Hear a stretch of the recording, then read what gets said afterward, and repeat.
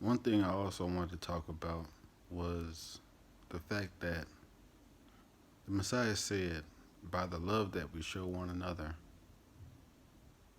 the world would know that we were his disciples. So I think a lot of people misunderstood that. Or if they didn't understand or misunderstand it and I misunderstood it, I'll just give my perspective on what he meant and an example of it and what he said and what he meant. To where love is not just that warm fuzzy feeling. Otherwise, just like how he said, you could say to a person, people say shalom all the time. Well, the equivalent of that is salama in the Bantu languages. If you say shalom to someone and you don't give them food or water when they're in need of food or water, then what good was you saying shalom? Or the same thing with it's just the same thing with any principle. So it's like say someone with Christians, for example, they are without the word. Most people don't really say shalom to them. Most people banter them. Most people, because we know what they in. We know the plight they're in because most of us came out of that. But instead of bidding them greetings, really, we banter them. We hit them over the head with scripture, and that don't do nothing but like push them further away. And that's an example of what the Messiah is talking about. To where like if you don't build your brother up when he need to be built up, you know what he said about it. The same thing that you did to the least of them is the same thing that you did to me. The same thing you did to the best of them is the same thing you did to me. No difference, regardless. So by the love that we show one another, and check this out, maybe I'm going a little bit too far here. It's just like if we are in the land of our enemies, and we know like things like uh, the disparity between the income of the white people as opposed to our people, and we know that we they like 10 times, some 7 to 10 times they make more on us per household. So we are so-called second-class citizens in this country. It's like we are supposed to be under obligation more than anybody else on this earth to be helping out our brother who is in need of food and water.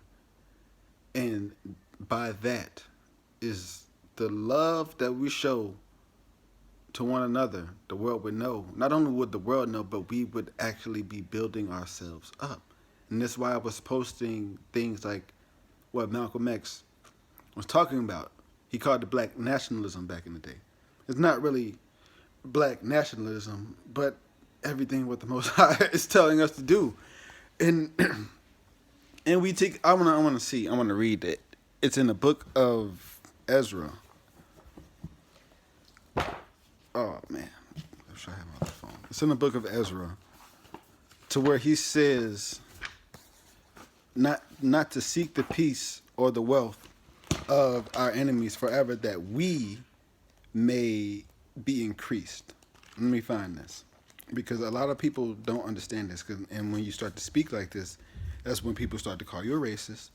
They call you separatist and all that. But like Malcolm was saying, why, if you keep showing after centuries, after 400 years, you have proven yourself that you are not, I don't want to say not capable because anybody's capable of it, but you haven't done it. Just like you saying, if you say shalom, but you don't act in shalom, you don't do shalom, your words is dead. So this is the same thing, not only with them, but with us. We say, like, we be saying shalom to everybody that's in peace, or that knows that we in the truth, but we don't build each other up. And therefore our works is dead. Or not our works, because we don't really have much works. There are people out there doing it, building communities and whatnot, making sure that our people have food to eat, a place to sleep, and the essentials. People like, for example, a lot of people don't like him. There's this dude named Umar Johnson because he's been talking about schools. He's talking about building schools to educate ourselves instead of going to public schools and learning the curriculum that Christopher Columbus came and discovered, pretty much learning white supremacy all over again. Why would we not just go get our own schools and teach our own curriculum and stop worrying about whatever the hell they doing and do what we got to do? That's just facts. By the love that we show one another, the world would know that we were his disciples. Let me find this Ezra scripture.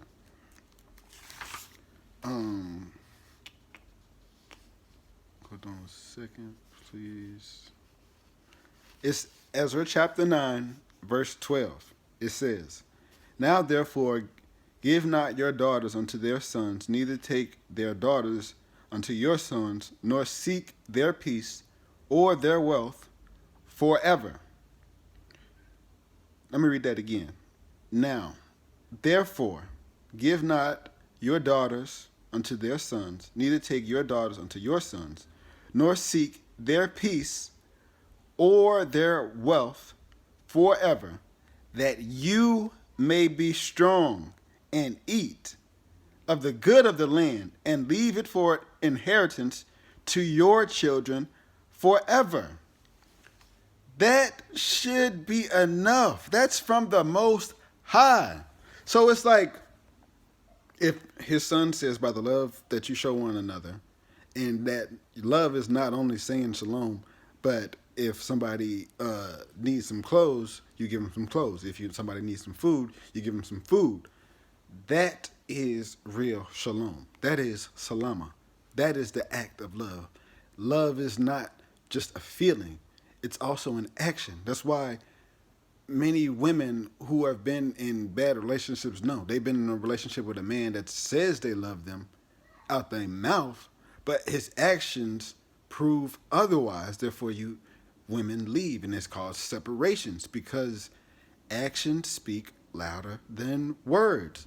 So if we love each other like we say we do when we say shalom and all this, why don't we have our own communities? Why don't we, like the scripture says, not seek their peace or their wealth forever, that we may be increased? It should be that simple. That was a command that you can just close the book on it, and that's for people who call themselves atheists. That's like what Malcolm was talking about. If you call yourself Christian, call yourself Muslim, we have a common enemy who is common to all of us, no matter you call yourself, well, you are Bantu genetically, most of us are. But if you are Nile, if you're a Cushite, whatever, they all see you as black. They see you as black. And they make us second-class citizens. They call us second-class citizens. They treat us like second-class citizens for over 400 years, and we still have people marching and having protests and rallies, going to the people that's oppressing you, asking them for a handout. That's retarded. It's retarded. And it's time to come up out of that mindset. It's been time, because Malcolm was talking about this 56 years ago. That's why I want to post it. I want people to remember. And they killed this man for speaking truth to power. This is Malcolm wasn't doing nothing but speaking Ezra chapter 9, verse 12. "Now therefore, give not your daughters unto their sons, neither take your daughters unto your sons, their daughters unto your sons, nor seek their peace or their wealth forever, that you may be strong and eat of the good of the land and leave it over for an inheritance to your children forever." Why should anybody, why should we have to beg our own people to do this? Why should we be called a separatist or a racist because we want to teach our people to love each other? We want to teach our people the history of our own people instead of learning what so-called Christopher Columbus and whatever they teach us in these history books, because we know that it doesn't line up with the actual history. It doesn't, like, we didn't just pop up from the transatlantic slave trade and then we that's our history from there. We have a grand history before then. And why is it hidden? Why do they not teach it? Why is it not, it's not sufficient what they're doing. And it's not sufficient of us in this day and age, 56 years later after they killed two of our other leaders, because even Martin started to recognize it at the end of his life. There's one of his speeches to where he said that he recognized that he was integrating his people into a burning house, and that he was ready to march on Washington to get his check, because they done gave the so-called Native Americans money, they gave the so-called the Israelis money, they gave all whatever people, everybody that got they so-called reparations, but us. And that's because we still going to the people that oppressed us asking for a handout, and that's ass backwards. Just like how Malcolm was saying, people need to take it to the United Nations. You can't ask your oppressor to help you out because he's your oppressor. He's not going to help you out. But if you ask somebody that has a higher authority than your oppressor, well, then you have a chance, because this person is not your oppressor. And that's just, we have to come up out of that Stockholm syndrome. It's like America's been beating us, and we still asking America if it's going to change. That's retarded. That's retarded. It's surely oppression will make a man mad. And we are acting mad. Just like it's another curse in Deuteronomy, that he's going to strike us with madness. All type of madness. Why can't we see this? Why can't we take this command at face value to not seek their daughters and their sons or their wealth? It's like when people recognize the spending power that we have, just the Bantus in this country, we have the spending power of all but 8 or 9 countries in the whole world. Just this. And why is it that we have so much spending power, but we have so little for ourselves? Why is it that in our community there's the white man, the Arab, the Indian, the Hispanic, the Chinese, whatever other nationality, but ours in our community? And it's way past time. It's like, I really feel like when they killed Martin and they killed Malcolm and they killed everybody, because they killed Malcolm's dad, and they killed Martin's parents as well. It's like people are just scared. They're scared to speak up against this because they know where it leads. But that's what the Most High says. Fear not them that could kill the body, but fear him who kills the body and the soul.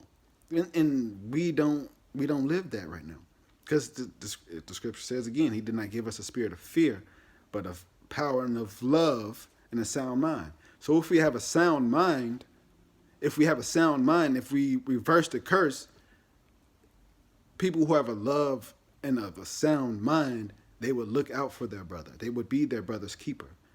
Right now, we acting like Cain because we have an oppressor. The oppressor has made us man. But if you call yourself walking in the Messiah, you said you're supposed to be free. I came to give you life, that they would give you life and have it more abundantly. The only thief comes in to steal, to destroy and kill. Well, we know what our oppressor does. That's the enemy. He stole us. He destroyed us, and they kill us day by day, year by year, for 400 years, for over 400 years, and we still asking him to do anything for us. Oppression, surely oppression makes a man mad. Surely. But it's time to wake up. It's time, if you talk, you call yourself woke, you call yourself Hebrew or Bantu, whatever. It's time to actually love each other. It's time to build communities for ourselves. It's time to take care of ourselves. It's time to invest in ourselves and be self-reliant. It's people. I think people really misunderstand the spirituality because the Most High says that He dwells in the Book of Numbers. He says He dwells in the midst of the children of what they call Israel. He dwells in the Bantus. So, if He's with us, who can be against us? If we work together as the children of the Most High,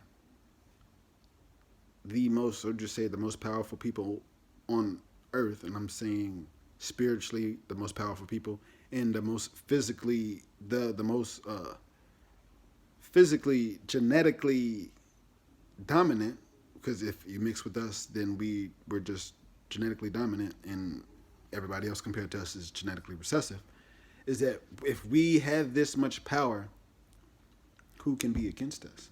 But we don't see that because surely oppression makes a man mad. But this is what so many people obviously don't believe in the Messiah and don't believe in his example and what the words they were saying, and they don't even know that even if the people that do believe him, they don't know the spirituality and the things that he was saying because they look at it just from the book's perspective. They don't look at it and apply these things to life to where we still out here knowing with all this knowledge running to and fro, and we still ain't did a thing. We ain't did a thing about it. We ain't got nothing to show for it. The children of the creator of the whole world don't have a pot to piss in on the earth. How ass backwards is that? They don't have the knowledge. My people are destroyed for lack of knowledge, right? If we don't have the knowledge that if we come together that nobody can stop us. What? In 2020? What? We've been talking about this. How long this is awakening been going on? Like people, before I was even thought about being conceived, people already knew what we were. And then I have people like myself and others who, like, how do we not? How is this not being done already? Like, why do we not have? We have millionaires, billionaires who just don't care because you know why the Messiah said the love of the world is wax cold. And it's just us. We don't. It's like it's man. I want to. If I'm not doing the most right here. The last thing that the Messiah said before he ascended to us, he says, "I will be with you always." Right? But he's not physically here, is he? No.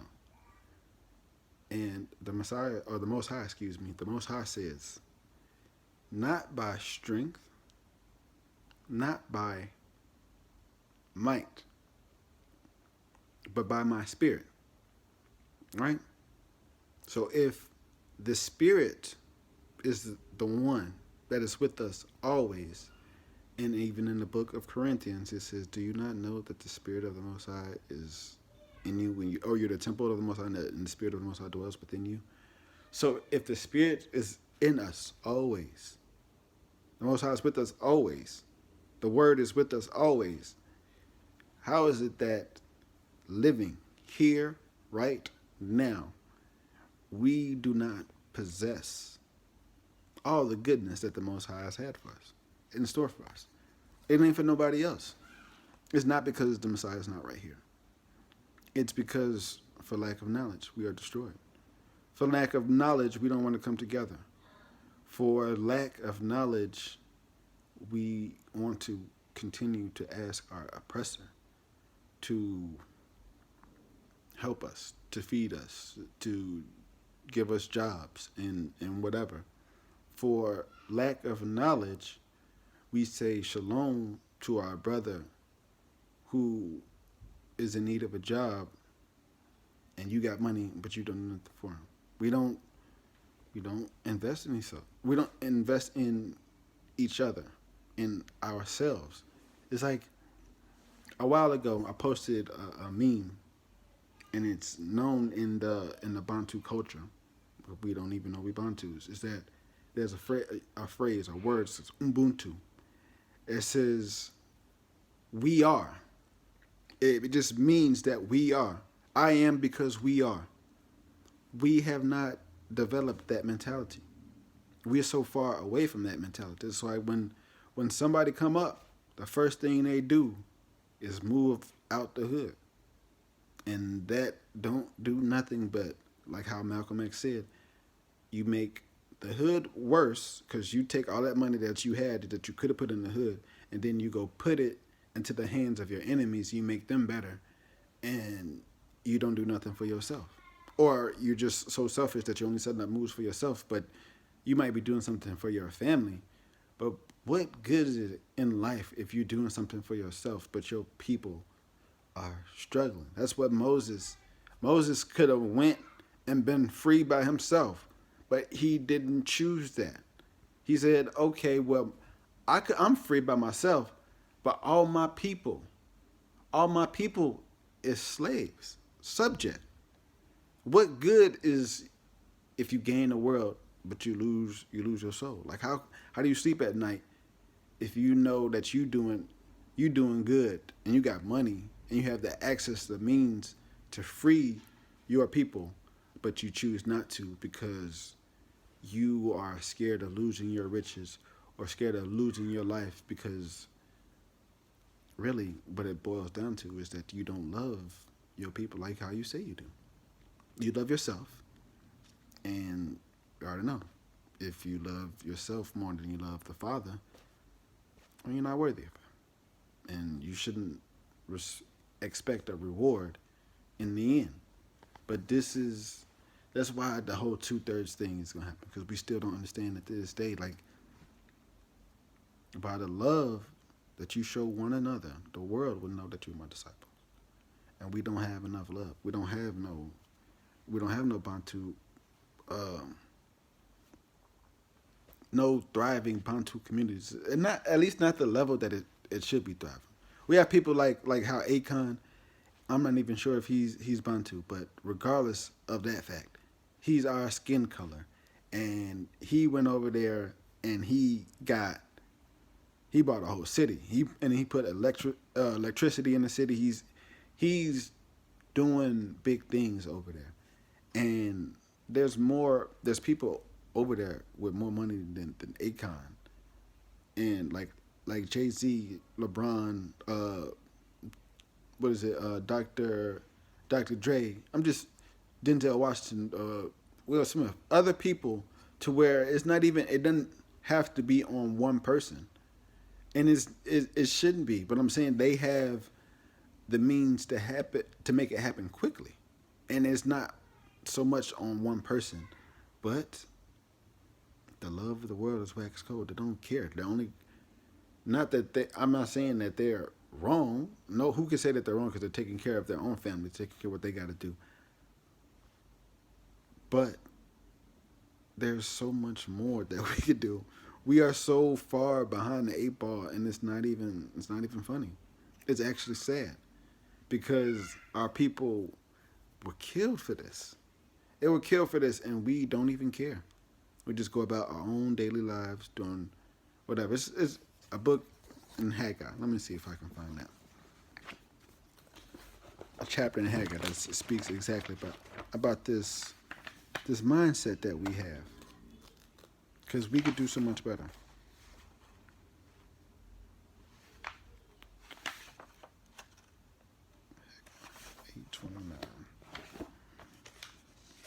Our people just looking at each other. It's just man, we don't love each other for real. We really don't. Um, this is Haggai chapter 1. Thus says, this is verse 2. Thus says the Most High, saying, this people say, the time has not come, the time that the Most High's house should be built. Then the word of the Most High came to Haggai the prophet, saying, is it time for you, O you, to dwell in your sealed houses, and this house lay waste? Now, therefore, consider this, says the Most High, consider your ways. You have sown much, and you bring in little. You eat, but you have not enough. You drink, but you are not filled with drink. You clothe yourself, but none is warm. And he that earns wages to put it in a bag with holes. Thus says the Most High, consider your ways. Go up to the mountain, and bring wood, and build a house, and I will take pleasure in it, and I will be glorified, says the Most High. You looked for much, and lo, it came to little, and when you brought it home, I did blow upon it. Why? Says the Most High. Because of my house that is waste, and you run every man unto his own house. Everybody goes to their own house. I'm going to continue, and then I'm going to stop.